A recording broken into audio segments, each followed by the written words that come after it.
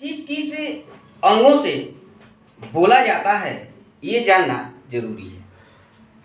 जिस जिस स्थान से मुंह के जिस जिस भाग या अवयव से जिस जिस वर्ण का उच्चारण होता है वह मुंह का भाग उस वर्ण का उच्चारण स्थान होता है।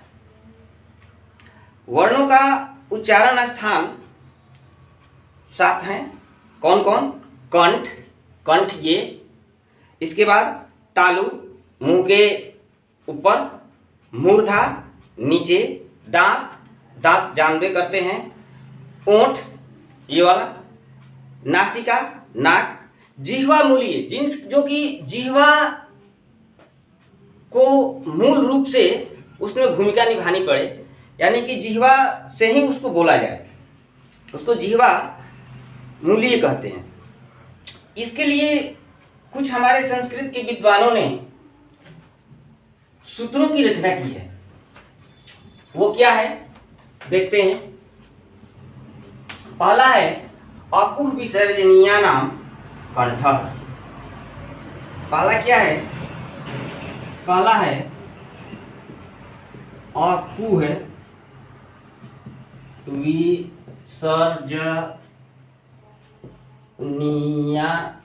नाम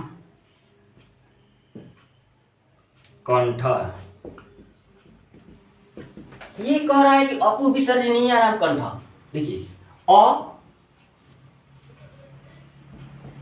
कु, कु मीन्स कवर्ग, तो यहां पर अ कु कोष्ठ में कवर्ग विसर्ग अह और ह, इनका कह सकते हैं अ कवर्ग क ख ग घ अंग ह और विसर्ग का उच्चारण स्थान कंठ है। अर्थात उपर्युक्त ये जो भी वर्ण है कवर्ग अ ह ये सभी कंठ से बोले जाते हैं, इसलिए इन्हें कंठ वर्ण भी कहते हैं। दूसरा है इचु यसानाम तालु। दूसरा है इचु यसानाम तालु। इचु यसानाम तालु। इसमें कह रहा है कि ई मीन्स ह्रस्व ई या दीर्घ ई, चु मीन्स चवर्ग, चु मीन्स चवर्ग, तलाबी स है, तलाबी स का उच्चारण स्थान तालु है। स का उच्चारण स्थान तालु है। अगला देखते हैं तीसरा री टू र सा नाम मूर्धा। ऋतु रसानाम मूर्धा कह रहे री मीन्स दोनों री, ह्रस्व री या दो बार घुमा देंगे दीर्घ री हो जाएगा। टू से टवर्ग, टू से टवर्ग और र मूर्धनी स और निस का उच्चारण स्थान मूर्धा है। इसको बोल करके देख सकते हैं। यदि आप अकु विसर्जनीय नाम लेते हैं अ करेंगे कंठ से आएगा। इचु यसानाम तालु, इसका देखते हैं ई जीभ कटे च देख लेंगे। ऋतु रसानाम मूर्धा री, इसके बाद ट, इस तरह से देख लेंगे। इसके बाद है चौथा नंबर है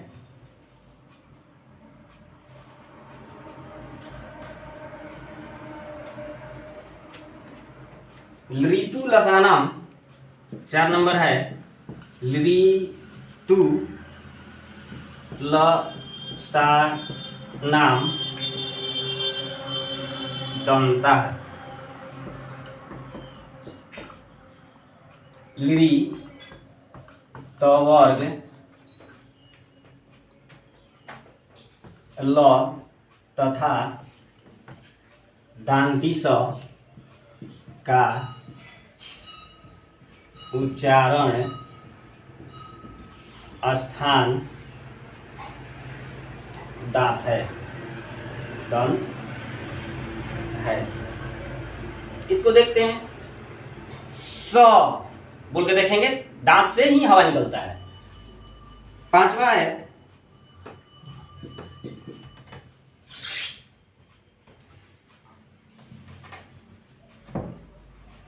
है ऋतु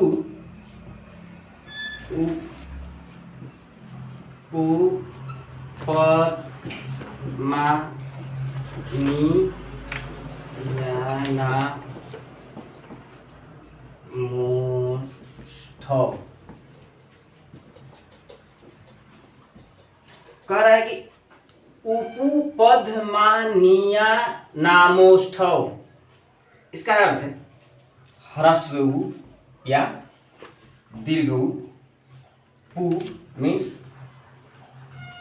पवर्ग,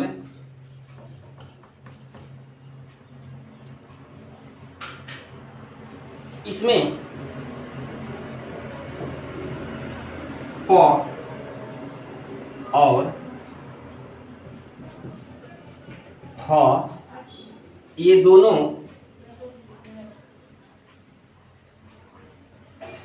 अनुनासिक हैं, इसलिए इनको इस प्रकार से चिन्हित करते हैं। यही उपपदमानियां हैं, ये ओंठ से बोले जाते हैं। ये जो भी हैं पवर्ग, ये सभी ओंठ से बोले जाते हैं, इस कारण ये ओष्ठ वर्ण कहलाते हैं। इसलिए ये वर्ण ओष्ठ वर्ण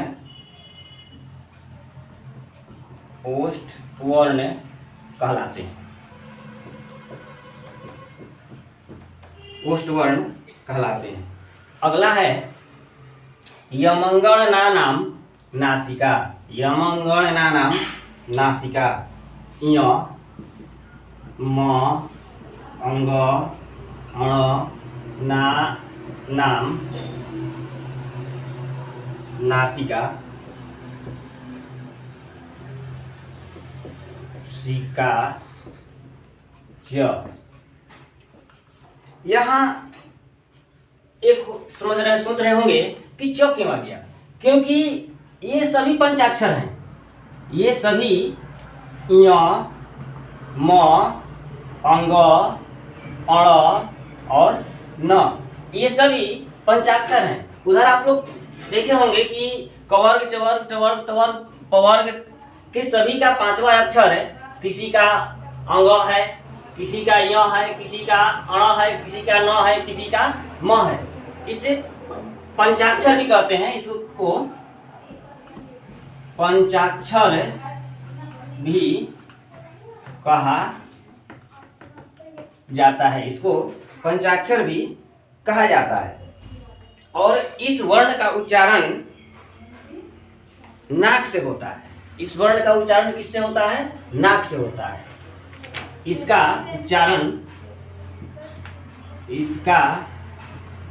उच्चारण नाक से होता है। बोल के देख लें, य अंग म, जो भी बोलेंगे आ जाएगा। आगे है 7वां नंबर ए दौतो कंठ तालु। 7 नंबर में है ए दै तुह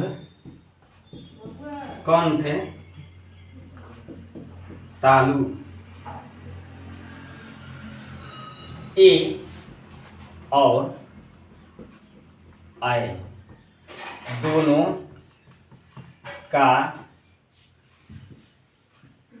उच्चारण स्थान कंठ और तालु है। 8 नंबर में है ओ दो तो है कंठोष्ठम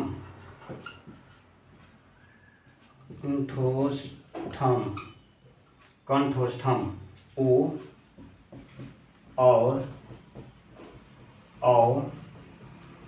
दोनों का उच्चारण स्थान कंठ और ओष्ठ है।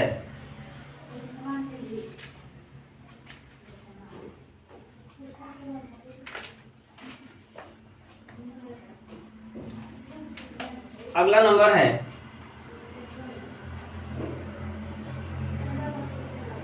9 नंबर वकारस्य दंतोष्ठम।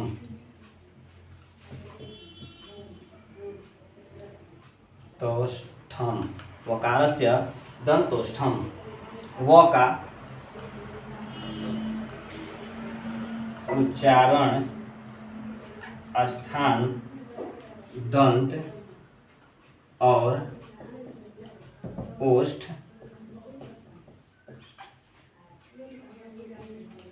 है। एक और रह गया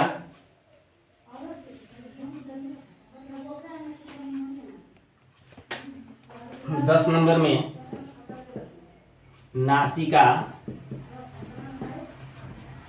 का अनुस्वारस्य।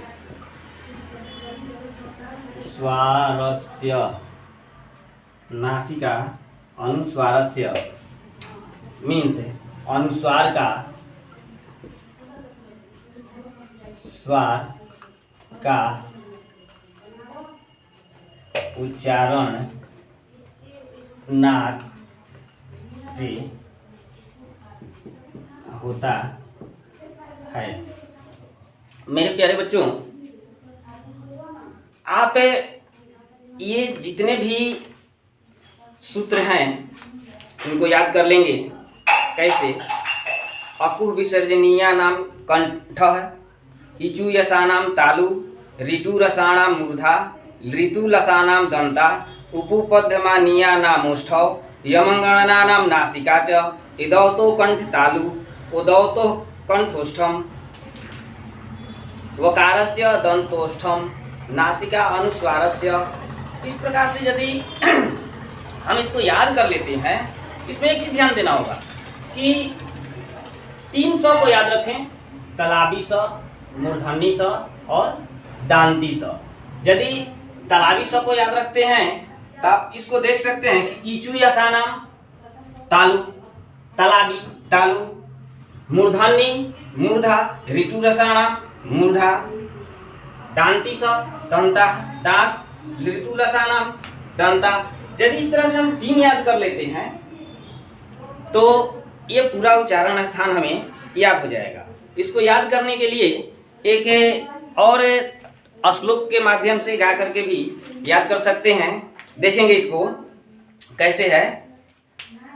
अकुह विसर्ग बह कंठे राम, इचेस भी है तालु राम, रिसट से समझो मूर्धा जी, ऋतस पुकारे दंत जी, उपयाते हैं ओष्ठ में केवल व दंतोष्ठ में, ये कहे सब कंठव तालु, वो बहे कंठोष्ठ में, नासिका से पंचाक्षर समझो, जिह्वा रखो प्रकोष्ठ में। इसको एक बार फिर से सुन लीजिए। अकुह विसर्ग बह कंठे राम, इचेस भी है तालु राम, रिसट से समझो मूर्धा जी, ऋतस पुकारे दंत जी, उपयाते हैं ओष्ठ में केवल व दंतोष्ठ में, ये कहे सब कंठव तालु, ओ बहे कंठोष्ठ में, नासिका से पंचाक्षर समझो, जिह्वा रखो प्रकोष्ठ में। इसको इस तरह से आप याद कर लेंगे, और जब ये आपको पूरी तरह से याद रहेगा तो संधि में हम लोगों का बहुत अधिक हेल्प होगा। इतना ही पर ये वीडियो समाप्त कर रहा हूँ। धन्यवाद।